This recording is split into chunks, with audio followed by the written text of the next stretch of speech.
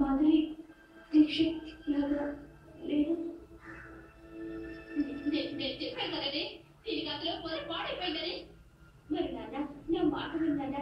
నేను ముందు పెడతాను, మంచి పని తెచ్చుకుంటాను, బోల్డ్ డబ్బు సంపాదిస్తాను.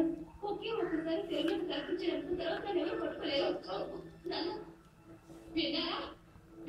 ఇప్పుడు మీ కారాలకు తేవటగా ఇదేదో పక్క ముందేనా ఉందంటే నేను ఎంత ముందుకున్నా మీరు అసలు విన్నారన్న మాట. వెంటనే దానికి ఏదైనా సంబంధం చూసి పెళ్లి చేసి ఇంట్లో పంపించేయండి. మరి లచ్చికి మంచి అబ్బాయి దొరకగా అదేంటండి, మన మాస్టర్ గారు అబ్బాయి ఉన్నాడు కదా, మీకు ఒకటి తెలుసా? ఆ అబ్బాయి దీన్ని చూసి సిగ్గుపడిపోతుంటాడు. పైగా వాళ్ళ అమ్మ కూడా మాట కలుపుతోంది. ఎవరి వాళ్ళది పెద్ద కుటుంబం అండి. మరి అలాంటి అబ్బాయి మనకి దొరకాలి కదండి. ఇదిగో నేను చెప్తున్నానండి, వెంటనే ఆ సంబంధం కుదుర్చుకుంటే చాలా మంచిది అనిపిస్తుంది. నాకు అలాగే అనిపిస్తుంటాడా? మధ్యాహ్నం వచ్చేసిన తర్వాత నేను మరో వాటికి మాట్లాడుస్తాను. అయ్యో నా మాట వినండి, ఇలాంటి విషయాలు ఆలోచన చేయకూడదు. అవునవును, మన పెట్టా మనం చేద్దాం, ఆ తర్వాత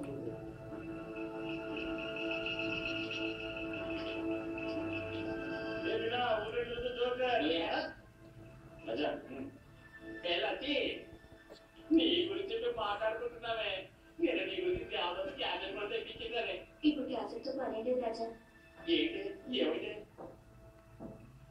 రేపు అందరూ నాకు 10 నిమిషాలు బయట అవుతారా? ఇవ్వకపోతే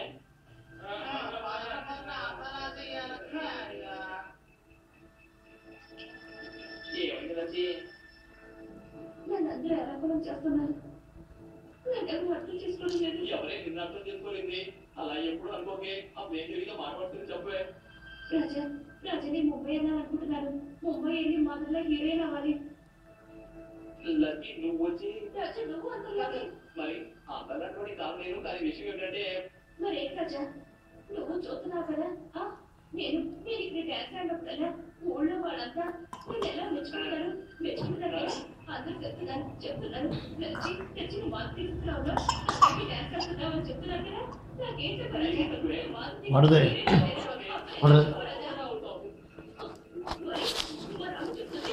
పెళ్లి చేసి